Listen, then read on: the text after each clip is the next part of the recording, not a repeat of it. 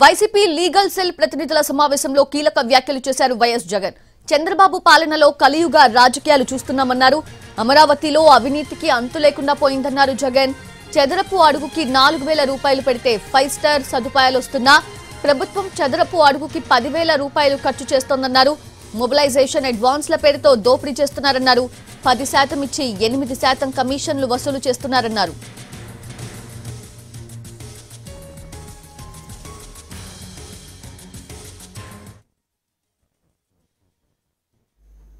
ఒక పెద్దన్న పాత్ర ఎవరైనా పోషిస్తూ ఉన్నారు అంటే అది న్యాయవాదులే అని చెప్పాలి.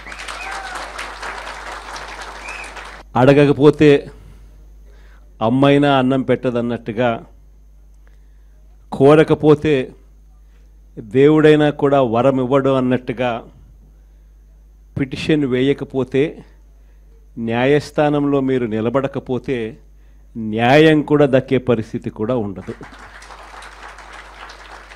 కలియుగం అన్నది ఏమిటి అన్నది ఈ చంద్రబాబు నాయుడు గారి పరిపాలన చూస్తే ఈ 14 నెలల్లో ఓహో ఇదేనా కలియుగము అని చెప్పి అనిపించే పరిస్థితి ఎవరికైనా కూడా అనిపిస్తుంది. ఎందుకనంటే న్యాయం లేదు, ధర్మం లేదు. తమకు గిట్టని వాళ్ళు ఎవరైనా ఉంటే, తమకు నచ్చని వాళ్ళు ఎవరైనా ఉంటే, తమకు వ్యతిరేకంగా స్వరం వినిపించే వాళ్ళు ఎవరైనా ఉంటే తట్టుకునే పరిస్థితి లేదు, జీర్ణించుకునే పరిస్థితి లేదు.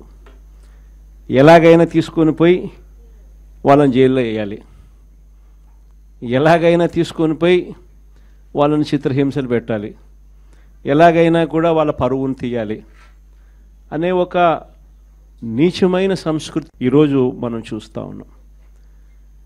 ఒక మనిషిని జైల్లో పెట్టడము అని అంటే తన పరువును, తన ప్రతిష్టలతో ఆడుకోవడం. అవన్నీ తెలిసి కూడా ఏ తప్పు చేయకపోయినా కూడా బురద వేసి తప్పు చేశాడు అని చెప్పి దానికోసం దొంగ సాక్ష్యాలను క్రియేట్ చేసి కేవలం వీళ్ళు పెట్టే ప్రలోభాలు, వీళ్ళు పెట్టే భయం తప్ప వేరే బేసి లేదు, వేరే సాక్ష్యము లేదు. ఇలాంటి పరిస్థితుల మధ్య న్యాయం జరగడాని కోసం బాధితుల తరపున గట్టిగా నిలబడి వాళ్ళ స్వరం వినిపించే కార్యక్రమం ఎక్కడైనా చేయాల్సిన పరిస్థితి ఏదైనా ఉంది అని అంటే అది ఇంకా మన భుజస్కంధాల మీద ఇంకా ఆ బాధ్యత ఎక్కువైంది. కానీ ఏదైనా కూడా న్యాయం, ధర్మం అనేది వాళ్ళ తరపున ఎవరైనా వాళ్ళ తరపున గట్టిగా నిలబడి వాళ్ళకు న్యాయం చేసే పరిస్థితి రావాలి అని అంటే అది మళ్ళీ మీ భుజస్కంధాల మీదనే ఉంది. కాబట్టి మీరు పోషించే పాత్ర చాలా ఇంపార్టెంట్ పాత్ర. మరీ ముఖ్యంగా కష్టకాలంలో ప్రతిపక్షంలో ఉన్నప్పుడు వైఎస్ఆర్ పార్టీకి నిజంగా పెద్దన్నగా మీరు చేస్తూ ఉన్న పాత్ర ఎప్పటికీ కూడా పార్టీ మర్చిపోదని సందర్భంగా తెలియజేస్తాను.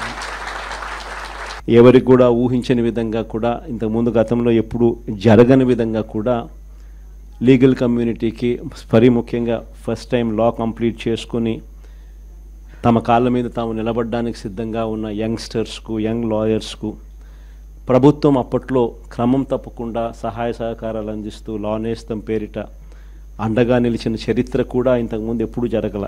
అదొక్క వైఎస్ఆర్సీపీ ప్రభుత్వం వచ్చిన తర్వాత మాత్రమే ఆ చరిత్ర కూడా చూసాం.